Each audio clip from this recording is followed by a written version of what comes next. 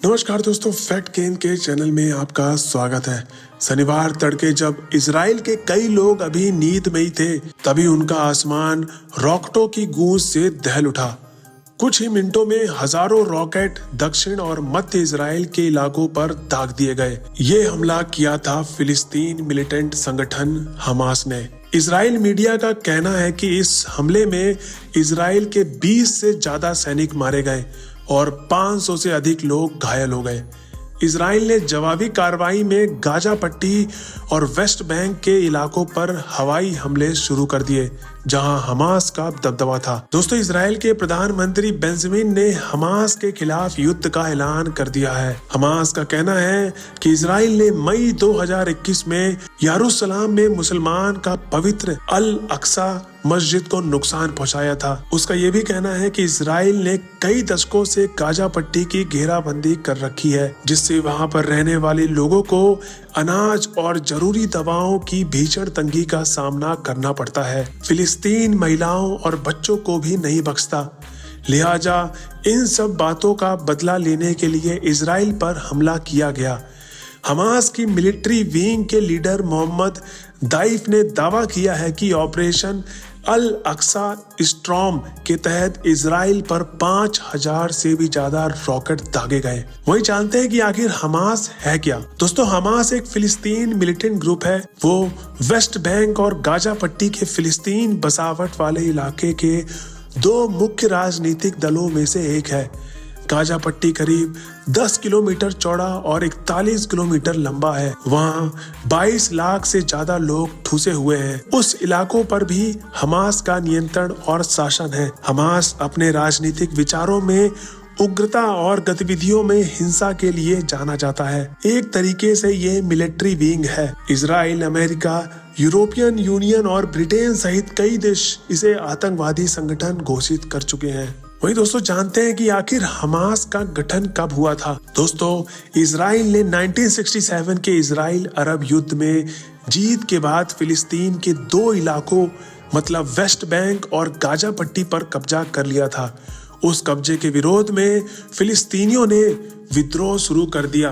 उसके बाद उसे इतिफादा नाम दिया गया। पहले इतिफादा की शुरुआत के बाद 1980 के दशक में हमास की स्थापना की गई। हालांकि इसके संगठन का संबंध फिलिस्तीन मुस्लिम ब्रदरहुड से भी जोड़ा जाता है। कई दशकों तक फिलिस्तीन मुस्लिम ब्रदरहुड टकराव से परहेज करते हुए अपना आधार बढ़ाता रहा। सशस्त्र संघर्ष उसने शुरू नहीं किया, लेकिन जब 1987 में इतिफाक शुरू हुआ तो फिलिस्तीन मुस्लिम ब्रदरहुड ने खुद को बदलने का फैसला किया।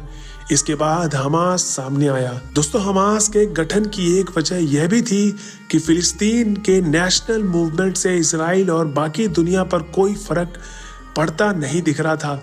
फिलिस्तीन लिबरेशन ऑर्गेनाइजेशन 1960 के दशक से इजराइल के खिलाफ सशस्त्र संघर्ष कर रहा था, लेकिन फिलिस्तीनियों को निराशा ही हाथ लगी। पीएलओ दो मुद्दों पर इजराइल के सामने कुछ नरम भी पड़ गया था। पीएलओ ने इजराइल को मान्यता दे दी और उसके वजूद को स्वीकार कर लिया। इस तरह से उसने आजाद फिलिस्तीन का अपना लक्ष्य छोड़ दिया। दूसरी बात यह हुई कि उसने सशस्त्र संघर्ष से किनारा कर लिया। उसके सबसे बड़े नेता यासिर अरफात ने शांति और सुलह के जरिए फिलिस्तीनियों के अधिकार हासिल करने की राह चुन ली। दोस्तों, निराशा और बदली हुई रणनीति की पृष्ठभूमि में हमास सामने आया।